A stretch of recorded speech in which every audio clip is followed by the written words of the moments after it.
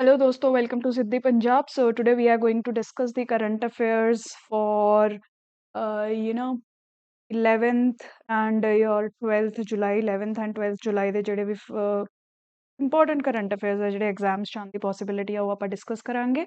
ਅੱਗੇ ਵਧਣ ਤੋਂ ਪਹਿਲਾਂ I would like to tell you about the mentorship program. ਬਹੁਤ ਸਾਰੇ ਬੱਚੇ ਦੇ face the issue of failing again and again in the exam. ਉਹਨਾਂ ਕੋਲ ਇੱਕ ਡੈਡੀਕੇਟਿਡ ਗਾਈਡ ਨਹੀਂ ਹੁੰਦਾ ਜਿਹੜਾ ਕਿ ਉਹਨਾਂ ਨੂੰ ਦੱਸ ਸਕੇ ਕਿ ਪ੍ਰੈਪਰੇਸ਼ਨ ਸਹੀ ਤਰੀਕੇ ਨਾਲ ਕਿਵੇਂ ਕਰਨੀ ਹੈ।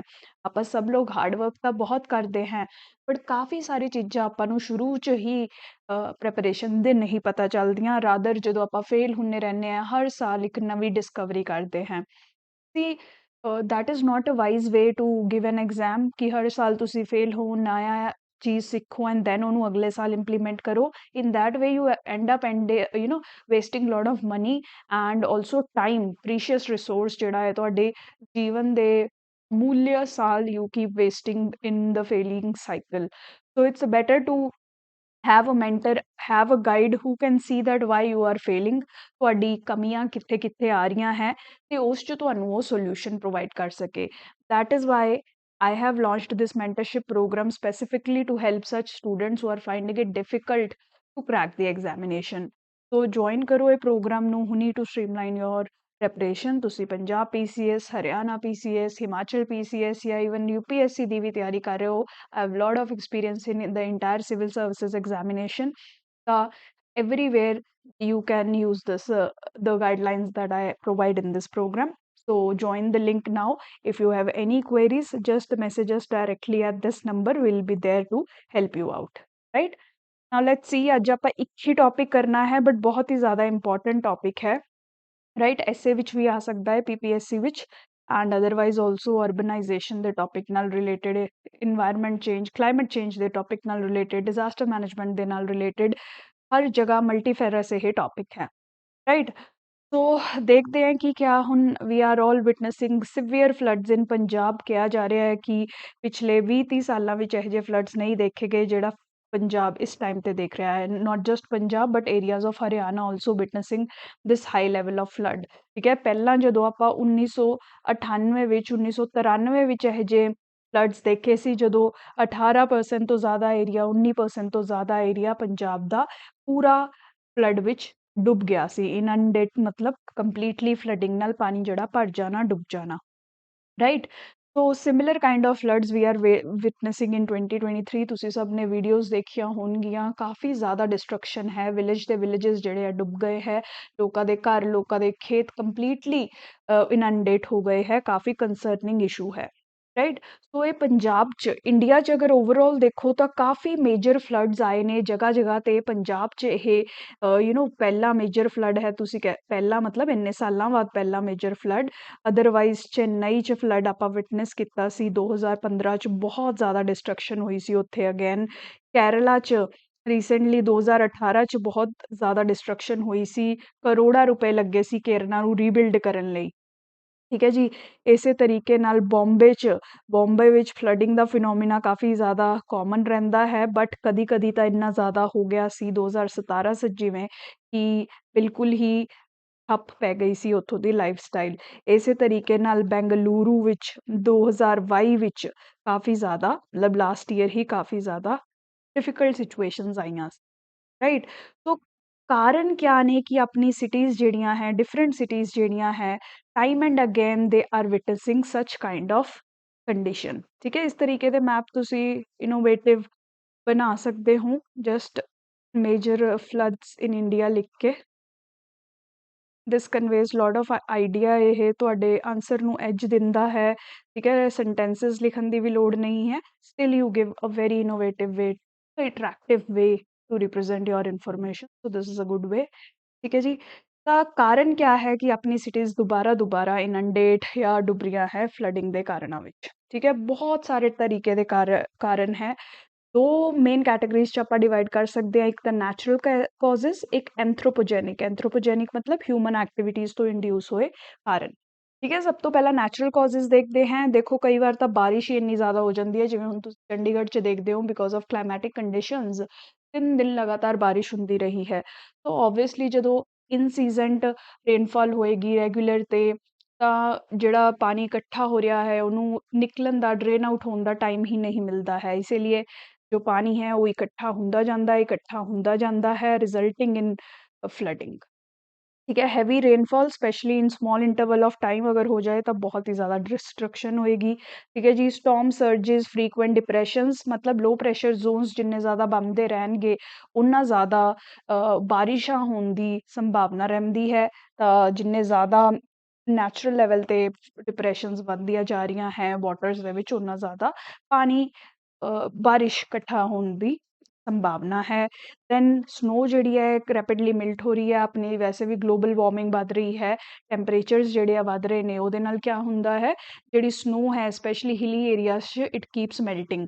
ਤਾਂ ਹਿਲੀ ਏਰੀਆਜ਼ 'ਚ ਸਾਰਿਆਂ ਨਾਲੋਂ ਵੱਡਾ ਕੌਜ਼ ਫਲੱਡਿੰਗ ਦਾ ਗਲੇਸ਼ੀਅਲ ਆਈਸ ਮੈਲਟਿੰਗ ਹੀ ਹੁੰਦਾ ਹੈ, ਜਾਂ ਸਨੋ ਮੈਲਟਿੰਗ ਤੁਸੀਂ ਈਜ਼ੀ ਵੇ 'ਚ ਸਮਝ।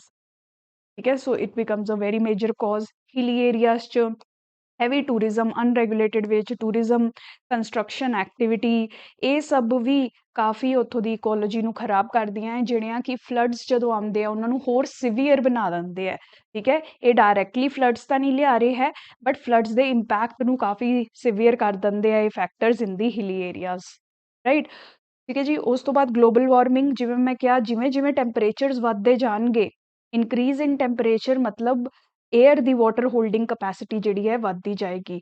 ਜਿੰਨਾ ਜ਼ਿਆਦਾ ਉਹ ਵਾਟਰ ਹੋਲਡ ਕਰੇਗੀ ਦੈਟ ਮੀਨਸ ਉਨਾ ਜ਼ਿਆਦਾ ਕਲਾਊਡੀ ਕੰਡੀਸ਼ਨਸ, ਕਲਾਊਡਸ ਜਿਹੜੇ ਹੈ ਬਣਨਗੇ, ਉਨਾ ਜ਼ਿਆਦਾ ਬਾਰਿਸ਼ ਹੋਏਗੀ। ਠੀਕ ਹੈ, ਤਾਂ ਜਿਵੇਂ ਜਿਵੇਂ ਆਪਣੇ ਅਰਥ ਦੇ ਟੈਂਪਰੇਚਰਸ ਵੱਧਦੇ ਨੇ, ਗਲੋਬਲ ਵਾਰਮਿੰਗ ਵੱਧ ਰਹੀ ਹੈ, ਦੀ frequency as well as intensity, ਠੀਕ ਹੈ ਜੀ, frequency as well as intensity of rainfall is likely to increase, and we are seeing some of the example right now। ठीक है जी, उस तो बाद ये 2023 है, some scientists, some experts have given some particular reasons कि इस साल ये 2023 च पंजाब च क्यों या नदरन रीजन च क्यों इन्ने ज़्यादा फ्लडिंग हो रही है। तो ਉਹਦਾ ਰੀਜ਼ਨ ਇਹ ਹੈ ਕਿ ਅਲਨੀਨੋ ਇਫੈਕਟ ਹੋ ਰਿਹਾ ਹੈ। ਇੱਕ ਤਾਂ ਅਲਨੀਨੋ ਕਰਕੇ ਗਲੋਬਲ ਟੈਂਪਰੇਚਰਸ ਜਿਹੜੇ ਆ ਕਾफ़ੀ ਜ਼ਿਆਦਾ ਗਰਮ ਹੋ ਚੁੱਕੇ ਨੇ, ਜਿਹਦੀ ਵਜ੍ਹਾ ਤੋਂ as I told you temperature increase ਨਾਲ ਰੇਨਫॉल ਦੀ ਟੈਂਡੈਂਸੀ ਜ਼ਿਆਦਾ ਵੱਧ ਜਾਂਦੀ ਹੈ। ਵਾਈਲਡ ਫਾਇਰਸ ਇਸ ਸਾਲ ਜ਼ਿਆਦਾ ਹੋ ਰਹੀਆਂ ਹੈ, ਜਿਹਦੇ ਕਰਕੇ ਕਾਰਬਨ ਰਿਲੀਜ਼ ਜ਼ਿਆਦਾ ਹੋ ਰਹੀ ਹੈ, right. And this is what results in cloud formation, right. ਉਸ ਤੋਂ ਬਾਅਦ ਨਾਰਥ ਅਟਲਾਂਟਿਕ ਓਸ਼ੀਅਨ ਜਿਹੜਾ ਹੈ ਉਹ ਵੀ ਗਰਮ ਹੋ ਰਿਹਾ ਹੈ, ਵਾਰਮਰ ਫੇਸ ਵਿੱਚ ਹੈ ਅਗੇਨ। ਸੋ ਅਸੀਂ ਅਗਰ ਤੁਸੀਂ ਇਹਦੀ ਕੰਪਲੀਟ ਡਿਟੇਲ ਸਮਝਣਾ ਚਾਹੁੰਦੇ ਹੋ then you will have to refer to your geography readings. ठीक है, सो टेक्निकल डिटेल्स मैं ज़्यादा नहीं समझा सकती in short time, but because of the warming of the ocean again वही डिप्रेशंस वगैरह ज़्यादा क्रिएट हो रही हैं and tendency of rainfall increases ਤਾਂ ਇਹ ਵੀ ਹੋ ਰਿਹਾ ਹੈ। ਐਵੇਂ ਹੀ ਅਰੇਬੀਅਨ ਸੀ ਵੀ ਕਾफ़ੀ ਗਰਮ ਹੋ ਰਿਹਾ ਹੈ ਸਿੰਸ ਜਨਵਰੀ। ਜਿਹੜੇ ਐਕਸਪਰਟਸ ਕਹਿ ਰਹੇ ਆ ਕਿ ਐਕਸੈਪਸ਼ਨਲੀ ਜਿਹੜਾ ਹੈ ਵਾਰਮ ਹੋ ਰਿਹਾ ਹੈ, ਜਿਹਦੇ ਕਰਕੇ ਇਵੈਪੋਰੇਸ਼ਨ ਕਾफ़ੀ ਜ਼ਿਆਦਾ ਹੋਏਗੀ, ਏਅਰ 'ਚ ਵਾਟਰ ਹੋਲਡਿੰਗ ਕਪੈਸਿਟੀ ਜ਼ਿਆਦਾ ਹੋਏਗੀ, ਦੈਨ मतलब क्लाउड्स फॉर्मेशन ज़्यादा होएगी एंड कॉन्सिक्वेंटली रेनफॉल भी ज़्यादा होएगी, specially north western India which ਇਹਦੀ ਵਜ੍ਹਾ ਤੋਂ। ਠੀਕ ਹੈ ਜੀ, ਇਸੇ ਤਰੀਕੇ ਨਾਲ ਰਾਈਟ ਜਿਹੜੇ ਨਾਰਥ ਵੈਸਟ ਪਾਰਟ ਹੈ ਉਹ ਬੇ ਆਫ ਬੰਗਾਲ ਤੇ ਅਰੇਬੀਅਨ ਸੀ ਦੋਨੋਂ ਹੀ ਜਗ੍ਹਾਵਾਂ ਤੋਂ ਹਵਾਵਾਂ ਮੋਇਸਚਰ ਲੇਡਨ ਵਿੰਡਸ ਜਿਹੜੀਆਂ ਹੈ ਰਿਸੀਵ ਕਰ ਰਹੇ ਨੇ, ਜਿਹਦੀ ਵਜ੍ਹਾ ਤੋਂ ਇਸ ਸਾਲ ਬਾਰਿਸ਼ ਅਨਐਕਸੈਪਸ਼ਨਲੀ ਹਾਇਰ ਹੋ ਰਹੀ ਹੈ। ਐਂਡ ਲਾਸਟਲੀ ਇੱਕ ਐਕਸਪਰਟ ਦਾ ਇਹ ਵੀ ਕਹਿਣਾ ਹੈ ਕਿ ਨਾਰਥ ਵੈਸਟ ਇੰਡੀਆ ਵਿੱਚ ਮੌਨਸੂਨ ਦਾ ਕਰੰਟ, ਇੱਕ ਤਰਫ ਤੋਂ ਮੌਨਸੂਨ ਦੇ ਕਰੰਟਸ ਆ ਰਹੇ ਨੇ, ਉਧਰੋਂ ਦੀ ਵੈਸਟਰਨ ਡਿਸਟਰਬੈਂਸਿਸ ਵੀ ਆ ਰਹੀਆਂ ਨੇ, ਇਹ ਦੋਨੋਂ ਮਿਲ ਕੇ ਇਸ ਮਹੀਨਿਆਂ 'ਚ ਕਾफ़ੀ ਸਿਵੀਅਰ ਰੇਨਫॉल ਕ੍ਰੀਏਟ ਕਰ ਰਹੇ ਨੇ, right. Because of the confluence of these two active weather system, on one hand monsoon ਤੁਹਾਨੂੰ ਪਤਾ ਹੀ ਹੈ ਮੌਨਸੂਨ ਸਾਊਥ ਵੈਸਟ ਡਾਇਰੈਕਸ਼ਨ ਤੋਂ ਆਉਂਦਾ ਹੈ, right, and western disturbances north west direction ਤੋਂ ਆਉਂਦੀਆਂ ਹੈ, ਤਾਂ ਇਸੇ ਲਈ ਨਾਰਥ ਇੰਡੀਆ 'ਚ ਮਿਲ ਕੇ ਇਹ ਕਾफ़ੀ ਜ਼ਿਆਦਾ ਡਿਸਟਰਕਸ਼ਨ ਕਰ ਰਹੀਆਂ ਨੇ, right. So these are the natural causes, but ਇਸ ਤੋਂ ਜ਼ਿਆਦਾ ਇੰਪੋਰਟੈਂਟ ਹੈ ਐਂਥਰੋਪੋਜੈਨਿਕ ਕਾਜ਼ਜ਼, ਸਪੈਸ਼ਲੀ ਜਿੰਨੀ ਜ਼ਿਆਦਾ ਡਿਸਟਰਕਸ਼ਨ ਹੁੰਦੀ ਹੈ that is because of man made causes. ਬਾਰਿਸ਼ਾਂ ਤਾਂ ਆਉਂਦੀਆਂ ਰਹਿੰਦੀਆਂ ਹੈ, ਬਾਰਿਸ਼ਾਂ ਨੂੰ ਮੈਨੇਜ ਕੀਤਾ ਜਾ ਸਕਦਾ ਹੈ, ਬਟ ਸਾਡੀ human activities, development activities, poor management, poor governance is resulting in higher levels of losses या डिस्ट्रक्शन टू द ह्यूमैनिटी। ठीक है। अगर अच्छे तरीके नाल आपां फ्लड ਲਈ प्रिपरेशन करके रखिए, मैनेज करके रखिए, ड्रेनेज सिस्टम ਵਧੀਆ ਬਣਾਈਏ ਤਾਂ ਐਟਲੀਸਟ ਆਪਾਂ ਉਹਨਾਂ ਦੇ ਇੰਪੈਕਟ ਨੂੰ ਘੱਟ ਕਰ ਸਕਦੇ ਹਾਂ।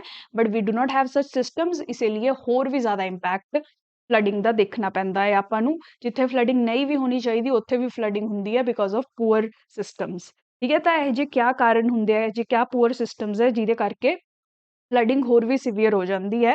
ਫਸਟਲੀ ਤਾਂ ਦੇਖੋ ਹੈਪੇਜ਼ਾਰਡ ਡਿਵੈਲਪਮੈਂਟ ਹੋ ਰਹੀ ਹੈ, ਆਪਣੀ ਸਿਟੀਜ਼ ਜਿਹੜੀਆਂ ਹੈ ਹੈਪੇਜ਼ਾਰਡ ਵੇ ਵਿੱਚ ਗਰੋ ਕਰਦੀਆਂ ਹੈ। ਆਪਾਂ ਦੇਖਦੇ ਨਹੀਂ ਹੈ ਕਿ ਕਿੱਥੇ ਰਿਵਰ ਦਾ ਚੈਨਲ ਜਾ ਰਿਹਾ ਹੈ, ਕਿੱਥੇ ਫਲੱਡ ਪਲੇਨਸ ਬਣ ਰਹੇ ਹੈ।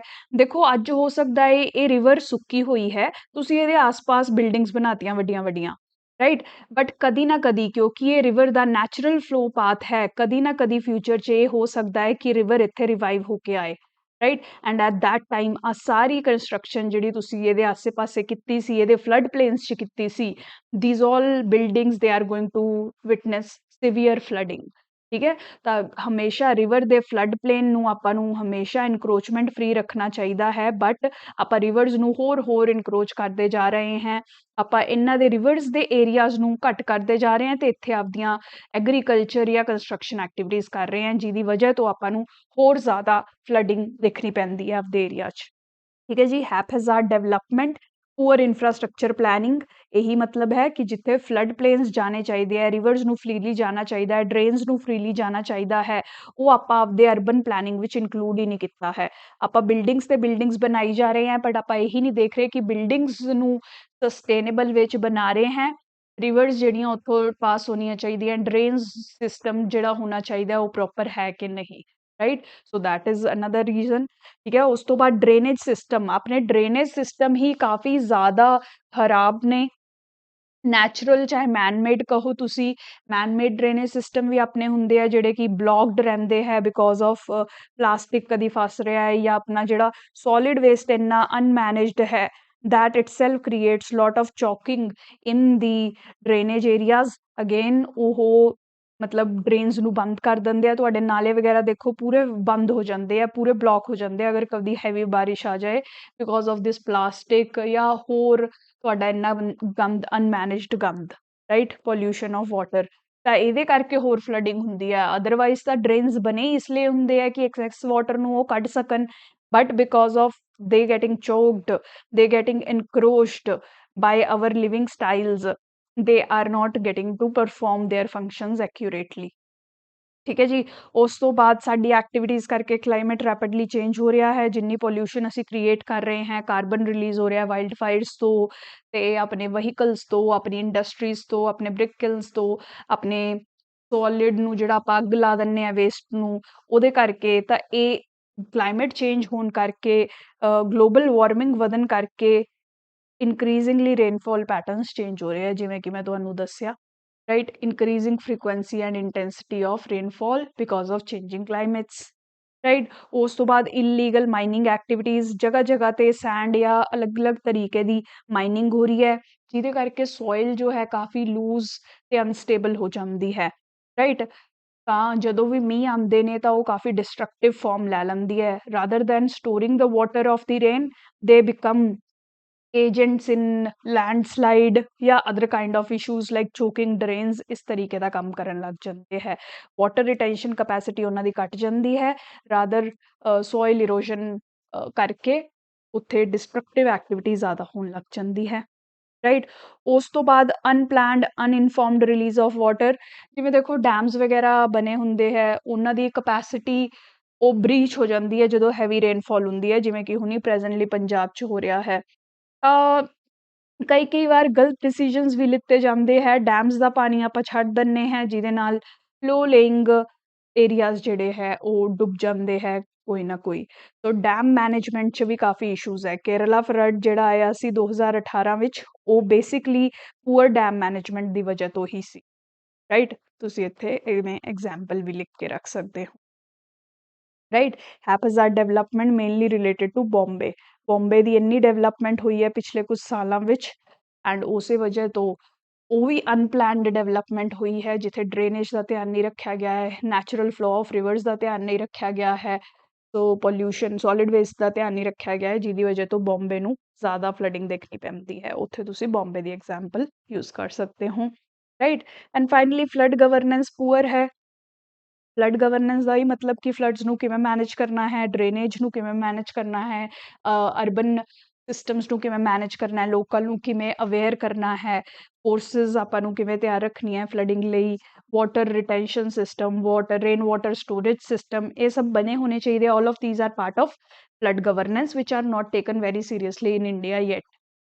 ਜਿਵੇਂ ਕਿ ਆਪਣੇ ਸਾਈਕਲੋਨਸ ਲਈ ਉੜੀਸਾ ਵਰਗੇ ਸ਼ਹਿਰਾਂ ਨੇ, ਸਟੇਟਸ ਨੇ ਕਾਫੀ ਜ਼ਿਆਦਾ ਐਫਰਟ ਕੀਤਾ ਹੈ ਤੇ ਸਾਈਕਲੋਨਸ ਦੇ ਇੰਪੈਕਟ ਨੂੰ ਕਾਫੀ ਜ਼ਿਆਦਾ ਉਹਨਾਂ ਨੇ ਘੱਟ ਕਰ ਦਿੱਤਾ ਹੈ।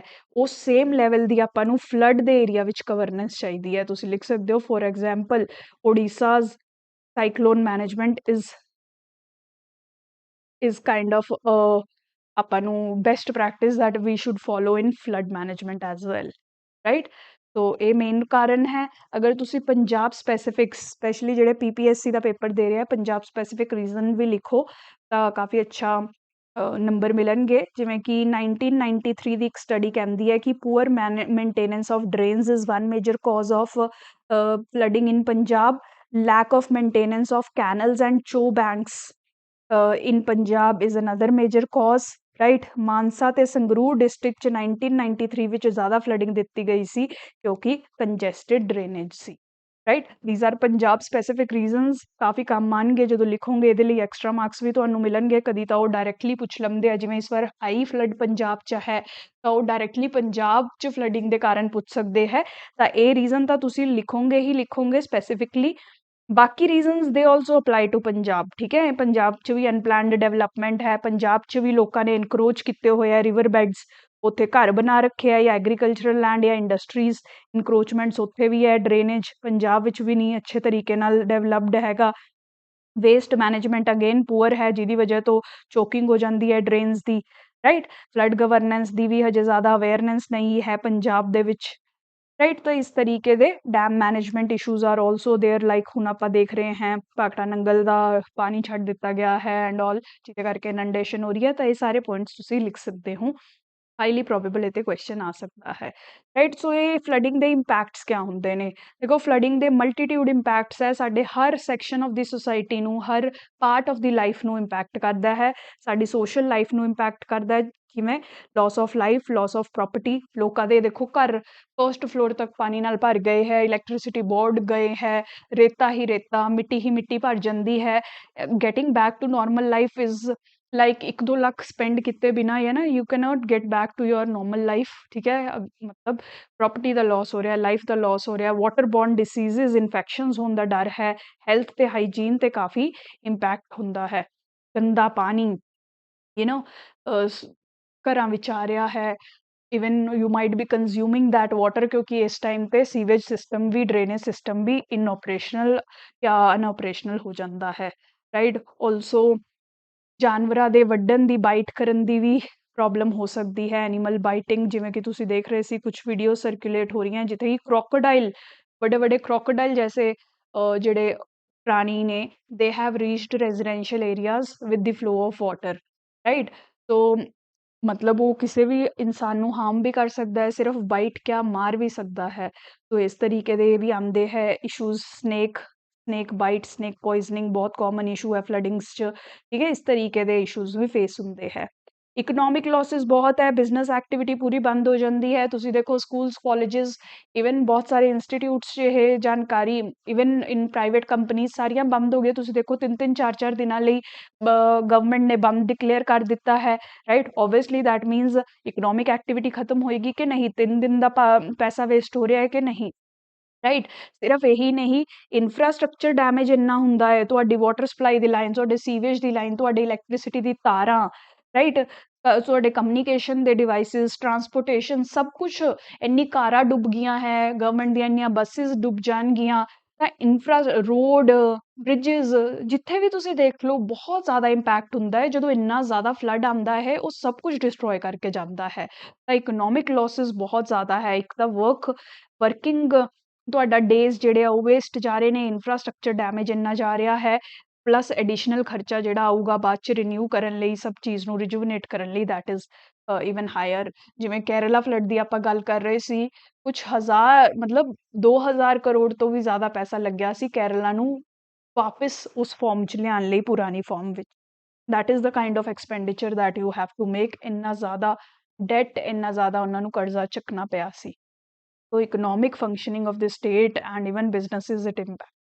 ਠੀਕ ਹੈ, ਇਕੋਲੋਜੀਕਲ ਇਸ਼ੂਜ਼ ਵੀ ਹੁੰਦੇ ਆ, ਸਿਰਫ ਆਪਾਂ ਨੂੰ ਥੋੜ੍ਹੀ ਇੰਪੈਕਟ ਹੋਏਗਾ। ਇੰਨੀ ਸਾਰੀ ਵੈਜੀਟੇਸ਼ਨ ਜਿਹੜੀ ਆ ਉਹ ਫਲੋ ਕਰ ਜਾਂਦੀ ਹੈ, ਟਰੀਜ਼ ਟੁੱਟ ਜਾਂਦੇ ਨੇ, ਐਨੀਮਲਸ ਜਿਹੜੇ ਆ ਉਹ ਵੀ ਕਾਫੀ ਜ਼ਿਆਦਾ ਡੁੱਬ ਵੀ ਜਾਂਦੇ ਨੇ, ਕਾਫੀ ਇੰਪੈਕਟ ਹੁੰਦਾ ਹੈ। ਕਾਊਜ਼, ਡੌਗਸ, ਇਹ ਜੀ ਵਾਈਲਡ ਲਾਈਫ 'ਤੇ ਵੀ ਕਾਫੀ ਇੰਪੈਕਟ ਹੁੰਦਾ ਹੈ।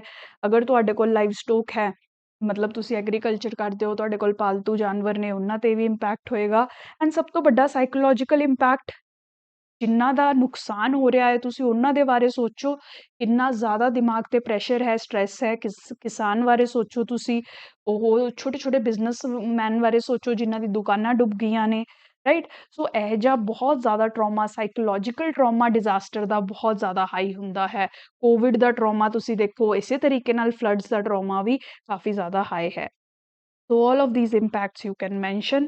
ਹੁਣ ਅੱਗੇ ਚੱਲ ਕੇ ਕੀ ਕੀਤਾ ਜਾ ਸਕਦਾ ਹੈ ਤਾਂ ਕਿ ਫਲੱਡਸ ਦੇ ਇੰਪੈਕਟ ਨੂੰ ਆਪਾਂ ਘਟਾ ਸਕੀਏ, ਰਾਈਟ। ਤਾਂ ਸਭ ਤੋਂ ਪਹਿਲਾਂ ਤਾਂ ਇਨਕਰੋਚਮੈਂਟਸ ਰੋਕਣੀ ਹੈ। ਜਿਹੜੇ ਆਪਣੇ ਫਲੱਡ ਪਲੇਨਸ ਨੇ ਉਹਨਾਂ ਨੂੰ ਬੈਸਟ ਮੇਨਟੇਨ ਰੱਖੋ। ਫਲੱਡ ਪਲੇਨਸ ਕਿਆ ਹੁੰਦੇ ਆ, ਜਿਵੇਂ ਰਿਵਰ ਜਾ ਰਹੀ ਹੈ ਤਾਂ ਜਦੋਂ ਰਿਵਰ 'ਚ ਵਾਟਰ ਓਵਰਫਲੋ ਕਰੇਗਾ, ਦੈਟ ਇਜ਼ ਵੈਨ ਰਿਵਰ ਦਾ, ਜਿਵੇਂ ਸਮਝ ਲਓ, ਏਰੀਆ ਐਕਸਟੈਂਡ ਹੋ ਜਾਂਦਾ ਹੈ। ਰਿਵਰ ਇੱਥੋਂ ਦੀ ਬਜਾਏ ਇੱਥੇ ਫਲੋ ਕਰੇਗੀ, right. These are basically flood plains. ਜਦੋਂ ਰਿਵਰ ਫਲੱਡਡ ਹੁੰਦੀ ਹੈ ਉਸ ਟਾਈਮ ਪਾਣੀ ਜਿੱਥੇ ਪਹੁੰਚ ਜਾਂਦਾ ਹੈ, ਤਾਂ ਹਮੇਸ਼ਾ ਇਹ ਹੋਣਾ ਚਾਹੀਦਾ ਹੈ ਕਿਸੇ ਵੀ ਵਾਟਰ ਬੋਡੀ ਦੇ ਅਰਾਊਂਡ ਕਾਫੀ ਸਾਰੀ ਸਪੇਸ ਛੱਡ ਕੇ ਡਿਵੈਲਪਮੈਂਟ ਹੋਣੀ ਚਾਹੀਦੀ ਹੈ, ਰਾਈਟ। ਤਾਂ ਫਲੱਡ ਪਲੇਨਸ ਨੂੰ ਅੱਛੇ ਤਰੀਕੇ ਨਾਲ ਮੈਨੇਜ ਕਰਨਾ ਚਾਹੀਦਾ ਹੈ।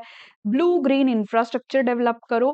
ਬਲੂ ਗ੍ਰੀਨ ਇਨਫਰਾਸਟਰਕਚਰ ਮਤਲਬ ਪੌਂਡਸ, ਕੈਨਲਸ ਕ੍ਰੀਏਟ ਕਰੋ, ਜ਼ਿਆਦਾ ਤੋਂ ਜ਼ਿਆਦਾ ਟਰੀਜ਼ ਕ੍ਰੀਏਟ ਕਰੋ। ਇਹਦੇ ਨਾਲ ਕਿਆ ਹੋਊਗਾ, ਅਗਰ ਜ਼ਿਆਦਾ ਬਾਰਿਸ਼ ਆਏਗੀ ਤਾਂ ਪੌਂਡਸ, ਕੈਨਲ ਉਹ ਪਾਣੀ ਨੂੰ ਸਟੋਰ ਕਰਨਗੇ, ਟਰੀਜ਼ ਸੋਇਲ ਨੂੰ ਫੜ ਕੇ ਰੱਖਣਗੇ, ਸੋਇਲ ਜਿਹੜਾ ਹੈ ਮੋਇਸਚਰ ਨੂੰ ਫੜ ਕੇ ਰੱਖੇਗੀ, ਰਾਈਟ। ਤਾਂ ਇਹ ਬਹੁਤ ਅੱਛਾ ਪੁਆਇੰਟ ਹੈ। ਬੈਟਰ ਵਾਟਰ ਮੈਨੇਜਮੈਂਟ ਪ੍ਰੈਕਟਿਸਿਸ ਹੋਣੀਆਂ ਚਾਹੀਦੀਆਂ, ਜਿਵੇਂ ਰੇਨ ਵਾਟਰ ਹਾਰਵੈਸਟਿੰਗ 'ਤੇ ਸਾਨੂੰ ਫੋਕਸ ਕਰਨਾ ਚਾਹੀਦਾ ਹੈ। ਜਿੰਨਾ ਜ਼ਿਆਦਾ ਵਾਟਰ ਬਾਰਿਸ਼ ਦੇ ਥਰੂ ਆ ਰਿਹਾ ਹੈ, ਅਸੀਂ ਉਹਨਾਂ ਨੂੰ ਅੰਡਰਗਰਾਊਂਡ ਵਾਟਰ ਸਟੋਰੇਜ 'ਚ ਸਟੋਰ ਕਰੀਏ, ਪੌਂਡਸ 'ਚ ਸਟੋਰ ਕਰੀਏ, ਲੇਕਸ 'ਚ ਸਟੋਰ ਕਰੀਏ। ਤਾਂ ਉਸ 'ਤੇ ਆਪਾਂ ਨੂੰ ਫੋਕਸ ਕਰਨਾ ਚਾਹੀਦਾ ਹੈ ਕਿ ਫਿਊਚਰ 'ਚ ਆਪਾਂ ਉਹ ਵਾਟਰ ਨੂੰ ਯੂਜ਼ ਕਰ ਸਕੀਏ ਰਾਦਰ ਦੈਨ ਗੈਟਿੰਗ ਇੰਪੈਕਟਡ ਨਾਓ, ਰਾਈਟ। ਉਸ ਤਰੀਕੇ ਨਾਲ ਫਲੱਡ ਵਲਨਰੇਬਿਲਿਟੀ ਮੈਪਿੰਗ ਬਹੁਤ ਅੱਛਾ ਪੁਆਇੰਟ ਹੈ, ਕਰਨੀ ਚਾਹੀਦੀ ਹੈ। ਮਤਲਬ ਤੁਸੀਂ ਪੂਰਾ ਪੰਜਾਬ ਦੀ, ਲੈਟਸ ਸੇ ਆਪਾਂ ਗੱਲ ਕਰ ਰਹੇ ਹਾਂ, ਤਾਂ ਪੰਜਾਬ ਦੀ ਸਾਰੀ ਸਟੱਡੀ ਕਰੋ ਕਿ ਕਿਹੋ ਜਿਹੇ ਇਹ ਕੌਣ ਸੇ ਉਹ ਏਰੀਆ ਹੈ ਜਿਹੜੇ ਫਲੱਡ ਲਈ ਸਭ ਤੋਂ ਜ਼ਿਆਦਾ ਵਲਨਰੇਬਲ ਹੈ, ਜਿੱਥੇ ਸਾਰਿਆਂ ਨਾਲ ਜ਼ਿਆਦਾ ਫਲੱਡ ਆ ਸਕਦੇ ਹੈ, ਬਿਕੋਜ਼ ਉਹ ਡੈਮ ਦੇ ਕੋਲੇ ਹੈ ਜਾਂ ਕਿਸੇ ਰਿਵਰ ਦੇ ਕੋਲੇ ਹੈ, ਇਸ ਤਰੀਕੇ ਨਾਲ।